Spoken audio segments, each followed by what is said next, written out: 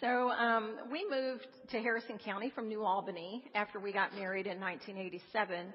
I had 2 children at home. Roger had 2 children in Michigan that were teenagers. And I had actually started back to church with the kids before Roger and I kind of got together. But as time goes on, I knew I really didn't have a true relationship. I knew that I think going to church was important to me and for the kids. But again, I didn't really have that true relationship. So when we moved to Harrison County, I was on the church shopping tour and tried all different churches. Actually, I thought, well, I'll go to some more liberal churches than what I'd ever been to, thinking that maybe that would get Roger to go with me because it was just the kids and I that always went to church. Usually on Sunday morning, I'd say the kids and I are gone. And what would you be doing? Well, normally I went out. I told her that I could find God in the woods, and I would go out and look at beautiful trees and nature, stuff like that. Why go to church to do that? Yeah. So, that's how that story started. And of course, we still hadn't decided on an actual church. We just kind of visited around. But one of our neighbors invited the kids to Lincoln Hills. So they'd been here, I think, a few times. It's hard to remember back then, but they'd been here a few times, different youth activities. And this was before Webby was here. So if you can picture, we were upstairs in what is now the Yak. And on a good Sunday, which might be Easter Sunday coming up, there might be 50 people, maybe just 40. So it was a pretty small congregation. So one Sunday, the kids invited me to church. Come with me, so I did. And, as the story goes, everything all of a sudden just made sense. All of my upbringing, everything that I had learned just rotely, all of a sudden it made sense. So I was baptized in 1992 by immersion. And so I go home, of course, and start yakking. And so I started pleading, even argued, prayed, did all sorts of things to try to get Roger to come to church with me. I read books. This is before the internet. I read books before on living with an unbelieving spouse. So I could tell that I wasn't getting anywhere. So, of course, I started praying more. I prayed for somebody to come into Roger's path that would lead him. I could only lead by example, and I could tell I wasn't going to get anywhere any other way other than by example. So I also thought, my salvation is my salvation. It's not like Noah's Ark. They don't go just 2 by 2. It's 1 by 1. So if Roger's choice was not to go to live with Jesus eternally, I couldn't really do anything about that. So again, just kept praying. For the first, I think it was 10 years we were married, Janet would take off to church and I'd wave goodbye. Maybe we'll go to brunch after church. I don't think that we was ever pretty did. much it. Yeah. So the kids, and you talk about kids leading you. I was at some kind of a youth thing with the kids in their teen years, and I had always been interested in missions. Even as a little bitty kid, I remember playing like I was a missionary. Don't ask me how that was done, but so I got to thinking maybe I should, kind of be involved in missions somehow. So again, the congregation was small, so I joined up with Debbie, and we started doing some different little mission things. But I really hesitated. I didn't know anything about missions. I wasn't an expert. I didn't know the Bible really well, even though I should have been in the church that whole time. But so I really hesitated. And then I was with the kids at a youth retreat or something like that, and realized that you just have to say, okay, step out in faith. So we got more involved in missions. Went on our first mission trip once Webby got here to the Navajo reservation, and I convinced Roger to go with me. He supported me in all these activities, setting up in fellowship hall and different things. But for this trip, I had to make sure that he knew he was going to have to be in Bible study. He was going to have to be a part of the team. It was miserable. And he's like, well, I don't really need to. Oh, yeah, you do. Yeah, you do. You're going to have to do it. Otherwise, just don't even go. You'll be an embarrassment to me, So we went to the Navajo reservation, I think it was 7 times. Yeah. Consecutive times. Yeah. So the one thing, and we'll talk as we go today about getting out of your comfort zone. We'll talk about boats. We'll talk about just, stepping out. So the one thing that stands out in my mind, well, a couple things, but one thing I'll say at the Navajo reservation that we learned, you don't go there in August. August in Arizona, and our task that time, and Webby can attest to this, was to pour concrete and build. It was manual labor, and I tell you, we about lost several of us from dehydration. But Roger was a good worker. He just wasn't into all the Bible study stuff. It was 104. Yeah. And we kept going into a little shed to cool off, and it was 103 there. Yeah. So, and people were saying, who decided on this? Who decided to come in August? It's like, well, live and learn. So, but anyway, so we started learning more about missions. At the Navajo reservation, we learned a lot of what to do. We learned a lot of what not to do. We learned about dependency. We learned about working in partnership with somebody. So there's a lot to learn, but everybody can learn it. It's not rocket science. So as a group, we went out there and we were actually doing all the work. Yeah. That's before we really realized what we should be doing in missions. Mm-hmm. While the Navajo were watching us work rather than bringing them in and teaching them the skills to do what we were doing. Yeah. That was one of the lessons we learned.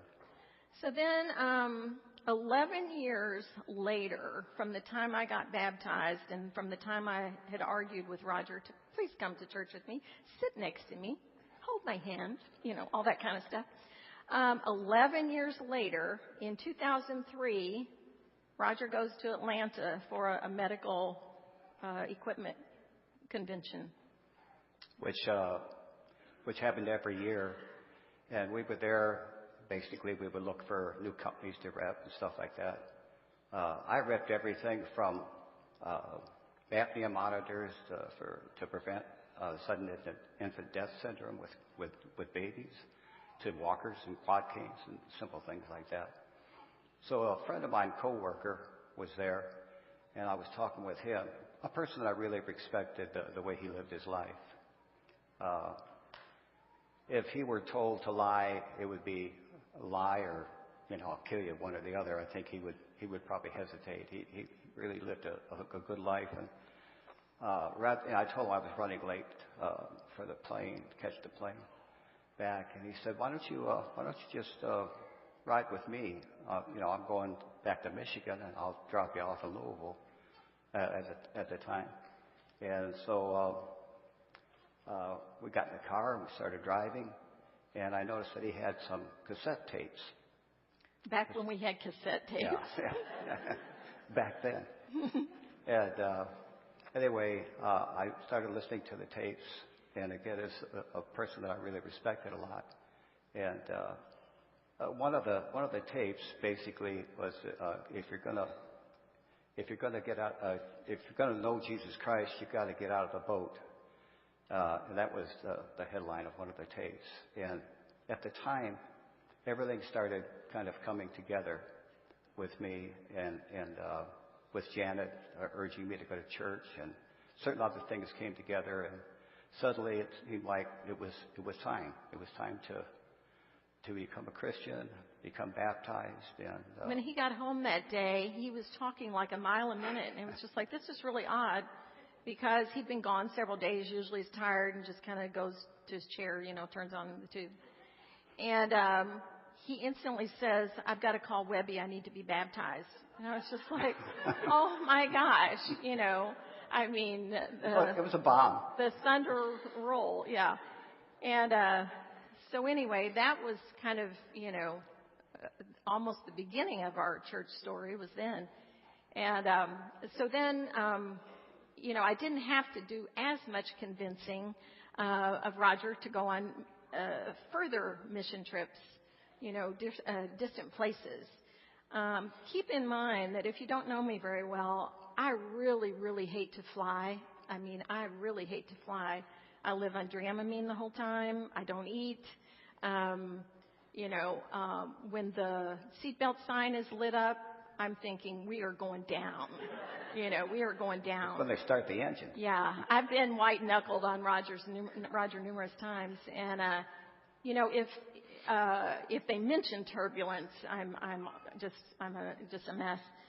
But I do fly because I feel like we are blessed to be a blessing to others. And the only way I'm going to get to Africa, I'm not going to go by boat like they used to. I'm going to fly. Or to India, I'm going to fly. So I'm going to do it. I'm not going to like it, but I'm going to do it. So we'll mention several stories. Again, it was real difficult for us to put into words in certain stories. But we're going to start by our first trip to Zimbabwe. We went as an encouragement for Ben and Karen Pennington. This church had supported them for years, but no one had ever been there. So we felt like we needed to do that. One of the first days we were there, I'm a physical therapist by profession, but I always treated kids. And so Ben takes us to, it's called Mucheki Old People's Home. Yeah, right. That just puts it in a nutshell, doesn't it? So we could actually live there now probably, but he says, I'm just going to drop you all off. I'll be back this evening, and you're okay here, aren't you? We're like, well, yeah, I guess. If you're dropping us off, I guess we're okay. Of course. And by the way, there was no Coca-Cola there. Yeah. Barely got some water. Yeah, but this was where the poor lived, and of course, Ben didn't tell us they didn't speak English either. So we did some very minor therapy with some of the old folks that had had strokes and prayed with them. And one day, when I was working with one old man, and he was kind of the head of the place, and showed him the correct way to use a cane. And the next day, when Ben dropped us off, that guy met us at the gate with no cane. And I said, and he did speak some broken English. And I said, I'm just amazed that you're walking so much better. And he looked at me, I'll never forget it. And he said, but you prayed for me. And it's just like, oh yeah, I guess, it wasn't imaginary. No. The next day, he was walking without the cane, and he wasn't even limping. Yeah. And his faith was such that when Janet prayed with him, it did have a physical effect. Yeah. And that's taken us a lot of experience for us, too, to feel comfortable praying with people. I was not raised praying out loud. And so that's been a real journey for me. The next picture is in that same Mucheki Old People's Home. This little lady was 100 years old. And her bedroom was a concrete cell, basically. And she laid on the concrete.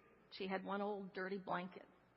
And she was so excited to see us and for me to pray with her, even though she didn't know what we were saying. So that was the beginning of our kind of mission experience. And sometimes you don't know what God's planning, but we felt like looking back, He was laying a foundation for us in Zimbabwe. So a few years later, we got the opportunity to visit Mark and Helen Beggerly, another missionary couple in the northern part of Zimbabwe. And this is where the comfort zone really starts. We really start getting out of our comfort zone here. we had been in the country. We never flew in at night for whatever reason, just the way the flight patterns were. But we flew in at night that time. We'd only been in the country maybe a half hour. And as we left the airport, we were only with Mark and Helen. There were no Zimbabweans with them because it was just us. There was no need for luggage, extra cars and stuff. So we get not far from the airport, and I tell you, it's really dark there, There's no street lights. It's really dark. We have a flat tire. And, I'm going, oh, no. I mean, this just doesn't seem too good. It's dark. And unbeknownst to us, and we found out later, the people had punctured the tire at the airport parking lot, and then they follow you, knowing you're going to have a flat tire.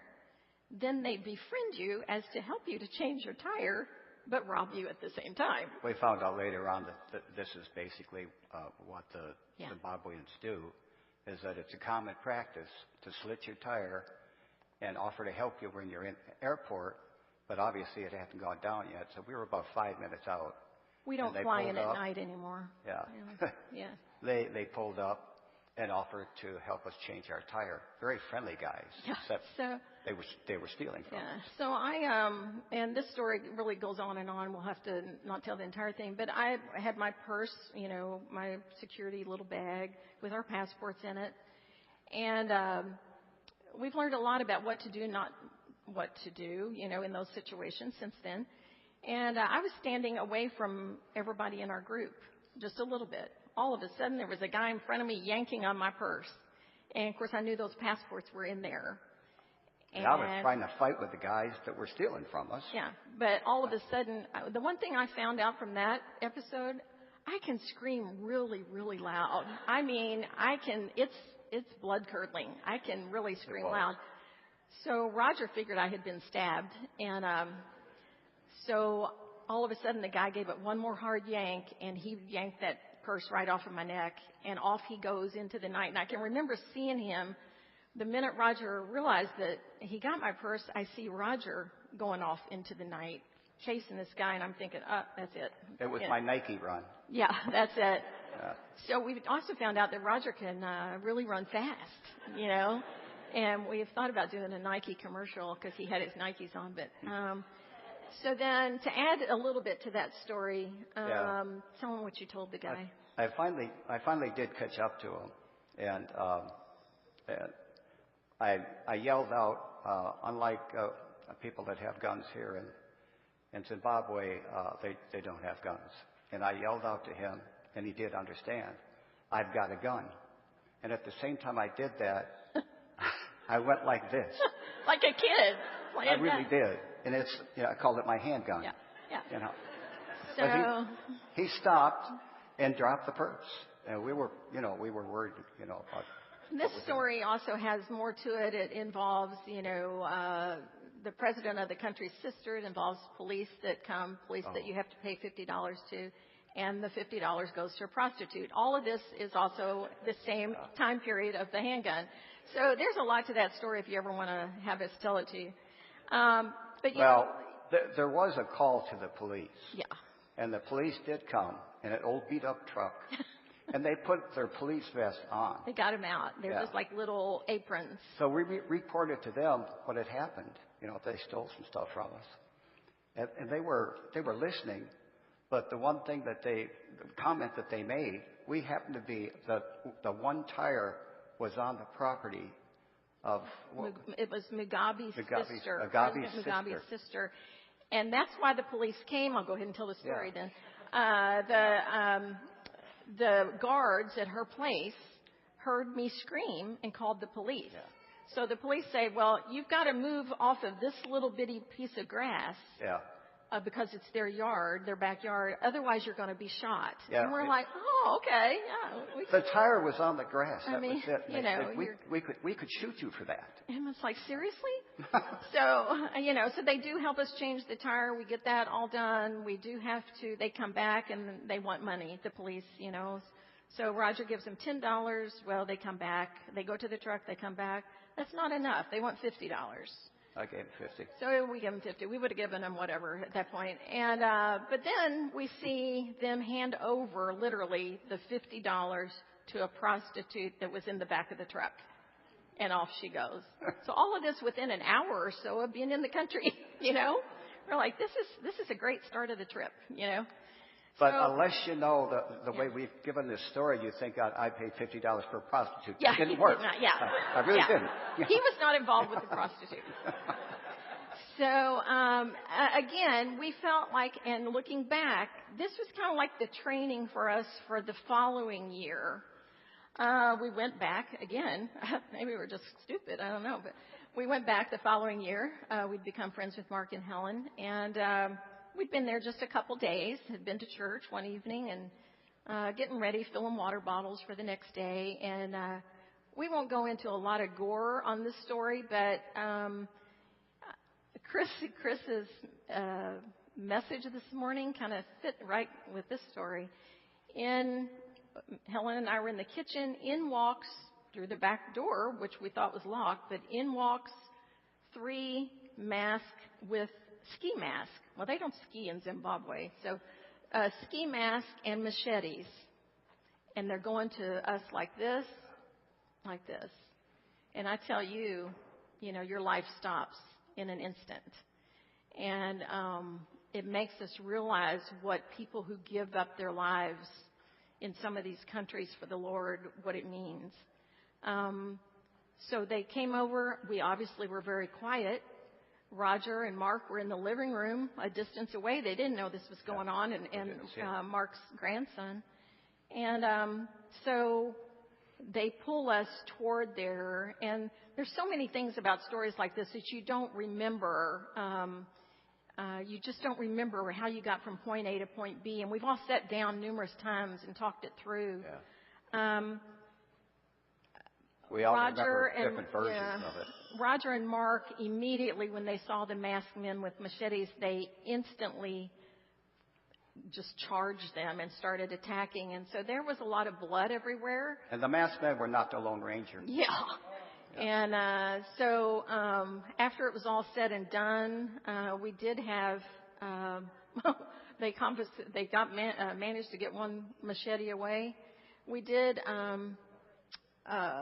Roger's arm was severely cut. Mark was severely cut on his head, but we got care. And you know, you don't instantly fly back from someplace like that. But we managed to fly back early and found out Roger's arm was also broken when we got back from the force of the machete. So it was a long route back. Yeah, it was a long ride back. We had about 6 different stops, so trying to get back to the U.S. So at that point, when we finally got on the plane, Janet kept going, getting ice and stuff like that. My hand was pretty much the size of a football. Yeah, he maybe really a little shouldn't larger. have flown. So, you know, but when we have told that story and about faith and stepping out in faith to so many people. It's opened so many doors. We talked to the doctors. That was their first machete incident here, the orthopedist. He said I was this first machete patient. I said, all right. I felt so good about that. The travel clinic at U of L have used that story in different presentations, and you know, the funny story about going to the travel clinic at U of L, which we always use, and as we were there, and because HIV is so rampant in Zimbabwe, which was one reason they said yes, come in. The one nurse who we've not met came in, and she said, you know, last year, there was a couple that got robbed in Zimbabwe. And we were, that was us, you know. And they're like, oh, again, are you all just crazy? You know? But you just don't know how God's using that story, what he's doing. You know, we talked to those nurses. One of their sons was getting interested in missions, and hopefully he still is. And, you know, just different, you just don't know the groundwork that God is laying, and you're a part of it, and you may not even realize it at the time. We found out that in Zimbabwe, and I had to get tested for it because there was so much blood flying around, that the rate of AIDS in Zimbabwe was through the roof.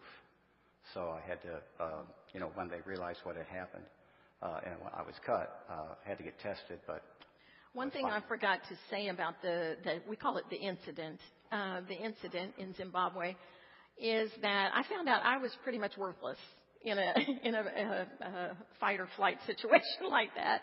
I really was just like numb. Roger told me to get in a pantry. They have a lot of different locking mechanisms. A lot of things lock from the inside there. Little doors. And I locked myself in a food pantry for probably 15, 20 minutes. And the one vision I do remember seeing of Roger fighting, because, you don't fight in one little spot. You're going through the whole house pretty much, is he's picking up a Hoover vacuum, just pummeling the guy over the head. I worked my way over to this. He got me a couple of times, but he kept missing, and I was kind of ducking him, and I saw the vacuum, the Hoover vacuum, and I said, "Eureka!" Yeah. I don't really think he said that, but he swears he did. So I finally got my hands on the vacuum and whipped him pretty good. There was more blood because I got him on both sides of his ears and his chin and. But what we learned, it gave us just an inkling into what PTSD is like. That so many people suffer for years and years of what they've been through, and we were able to talk it through. Took a long time, but God was with us the whole way. And again, we've just used that story. In fact, the orthopedic surgeon basically told us that he was kind of like a counselor, that we really needed to talk about this and not try to push it in the background. And so I questioned him, and I said, "What do you mean? I'm your only, when the guy that's been chopped up by machete." And he said, "No," he said, people come in here that are all banged up, that have been in car accidents and, had all people sorts of things right next to them that have died." So he said, "I'm used to handling these things, and don't ignore it. Talk about it. Yeah. Don't try to push it back." So that's been our last time to Zimbabwe. We're hoping to be brave enough to go back again someday, if our family allows it. And but we did manage to go to the jungle of Ecuador, and we had the opportunity to experience the story of the missionaries in the 50s who were martyred in Ecuador. And it was the Nate Saint and all of the Steve Saint's story of his father being martyred. And you want to show that next picture? The one thing, again, I hate to fly. They didn't tell me when I checked that you had to fly into the jungle in this little teeny airplane. But I managed, and might mention on the way out of the jungle, because there were 20-some of us that were on that trip, you couldn't fly with any relative. So we had to be split up in case the plane didn't make it. And we're like, "Are you serious?" And no, you can't fly with a relative. And I was on the last flight out. And so you can imagine how, somebody that doesn't like to fly, because as the plane cleared the foliage of the trees, all of the natives would clap. Yeah. And it's just like, oh, this is not sitting well with me, And that was the runway. It was grass runway, with mud. And it was raining heavily that day. And as the planes would take off, there were airplanes with mud flaps. As the plane would take off and land, you could just see the water spraying all over the place, and so it made you really want to get on that plane. So we did, since we were one of the older couples, the senior couples of the group, we were able to go in by canoe after we landed in the plane. So we went further into the jungle in a dugout canoe. And again, they didn't tell us. We were the only ones that spoke English. Nobody with us spoke English. So we were really at their mercy. And you can show the next couple. This is Minkai. He was actually in his early teens. He was in the spearing party that martyred the missionaries, that killed the missionaries in the early 50s. He is now a believer. His whole village are believers. He's been all over the world, basically, He only knows, I can't even think of their language, but it's an amazing story. And I had just known that story for so long, and we felt like now that we're a part of that story. So you can always be a part of somebody else's story, you know. But it's just amazing. And this trip was not a mission trip to do something. It was a vision trip to just see how they live, how they survive in the jungle, and to know that you do not have to change a whole culture, how they live, to become a believer. And we tend to, as North Americans, want everybody to be like us. They don't have to be. Jesus didn't say that to become a believer. And that was one of the neatest part of the stories. But go ahead to the next. This is where we got our water. You know, we thought there would be bottled water. You know, there was not bottled water. And we're like, you're getting it here? You know, you see the floaters and stuff in the water. But we didn't get sick. And then show the next one. Well, this is where we live. The one on the left is the men's. The one on the right is the women's. And we, you know, stayed in hammocks at night. I heard a, big thump a couple times, and Roger had tumbled out of his next door. And, with hammocks, normally there's wood on each end, that separates them. Well, these didn't have that. When you got in, it just kind of wrapped around you. And I flipped a couple of times. And it was just sand on the floor. But, at night in the jungle, it's really dark. We had little headlamps on that we had to put on our, as we went outside to use the bathroom. But it's really dark. And I really again, this was the first trip since our incident in Zimbabwe. And I really felt like I was going to have a major anxiety attack during the night because it was so dark and such different sounds. And I don't think I'd ever prayed quite that hard before. And I realized that, Jesus is the light. We don't want to be in darkness. We're drawn to the light. And that's one reason that, I think it helped me to get through those dark nights in the jungle with all those strange sounds. And you want to show the next, yeah. One of the interesting things, too, there were some engineers that were on this trip. I think that in total it was about 21 people. And, in the jungle, there's no electric, there's no anything. You cook on wood, and there's really nothing. So these engineers, and everybody was fascinated taking pictures, with their cell phone. Of the crocodiles and stuff like that. And so after about 3 days, one of the guys came up and he was just complaining like crazy because he couldn't charge his cell phone. And we're going, no, we're in the jungle. There's nothing here. Where do you think you are? Yeah. So we had our 35mm camera and lots of batteries. The funny thing about this picture is that is the bathroom that they just made basically for us. But the whole back is open to the jungle. There's no back,